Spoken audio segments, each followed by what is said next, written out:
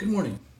My name is Dr. Kevin Karlson. I'm a divorce litigation consultant, and for the past 30 years I've worked with more than 1,000 families working through their divorces and their custody litigation. This morning I want to share with you some interesting research about father-child bonding and its importance in the development of healthy children. This research also has profound implications for custody litigation and particularly for allegations of parental alienation. The research is interesting in that for the last 100 years, psychologists have focused primarily on mother-child bonding and its importance in the development of healthy and normal children. Only in the past 30 years or so has the research begun to focus on fathers and their importance in developing the father-child bond and its impact on development of normal children.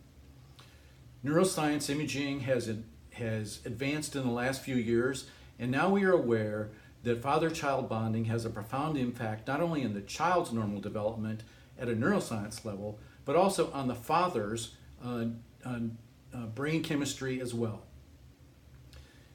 Normal children who have interactions with their dad beginning at birth, and that includes diaper changing, face-to-face contact more than a foot away, all kinds of caretaking, feeding, putting the child to bed at night, and making sounds and exchanging goo-goo noises with the baby has a profound and positive impact on the development of the child. What has recently been discovered as a result of neuroscience imaging advances is that those interactions between father and child also have a profound effect on the father's brain chemistry. And it is now known that the father and the child, their limbic systems become attuned to each other as a result of those interactions. That early interaction between father and child results in father being bonded to his child and the child being attached to dad in a way that allows the child to recognize that dad is a safe place and that he will be a safe parent much later on in life. The implications of this research are rather profound for just normal custody litigation. And in most cases, we know that 2 out of 3 marriages last forever. Only 1 in 3 marriages end in divorce. For those marriages that do end in divorce and that have children, a large number of them result in low conflict resolution and no child custody litigation. These children are the children who are the least damaged by divorce. All children are damaged by divorce, but the children who come from low conflict marriages and divorces seem to be the ones that are the least impacted negatively.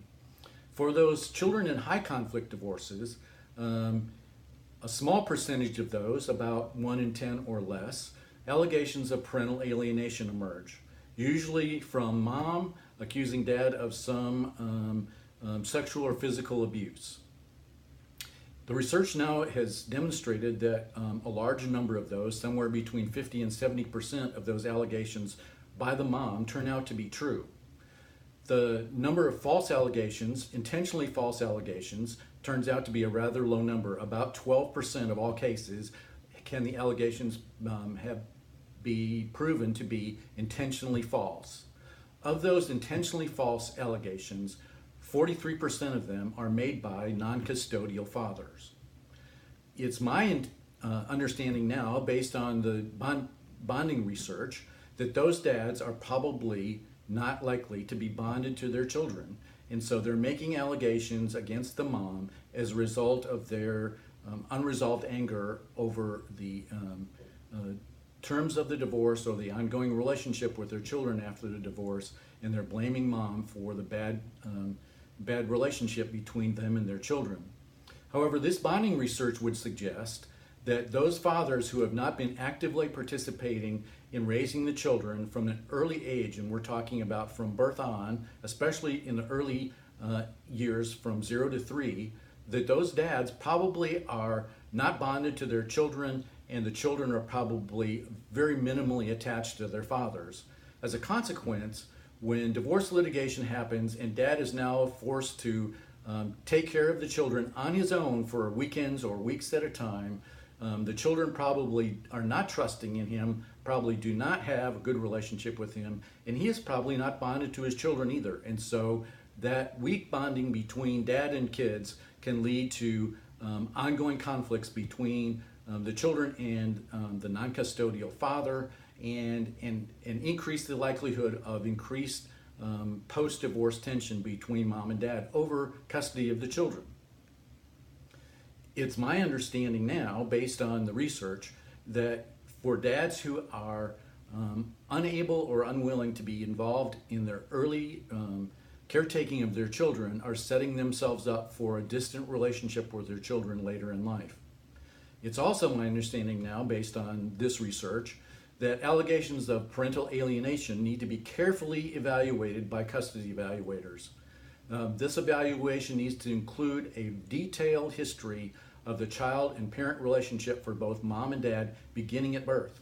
For dads who have, as a result of their own choices or circumstances that have prevented them from being actively involved in taking care of their children from birth onward, the likelihood that these children are estranged from their fathers, not alienated from their fathers, but estranged from their fathers as a result of the failure of the father and child to bond attached to each other, is extremely high.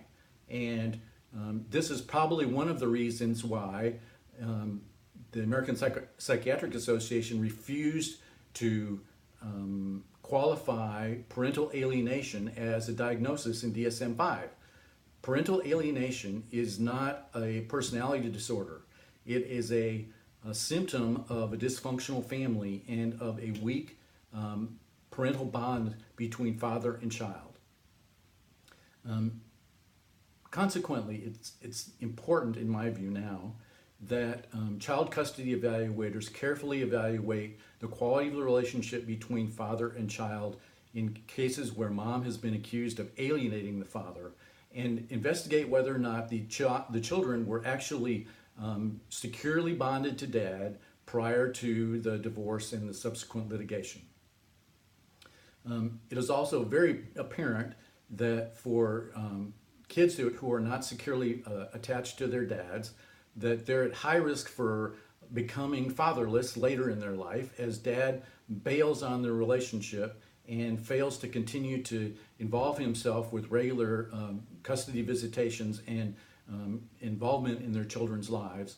And that condition of fatherlessness for the children is a huge risk for big time social problems later. A huge number of children who are fatherless are at high risk for serious mental health problems, addiction problems, risk for being juvenile delinquents, for dropping out of school, and a large number of other social problems that can be directly traced to their failure to have a dad actively involved in their lives during their formative years.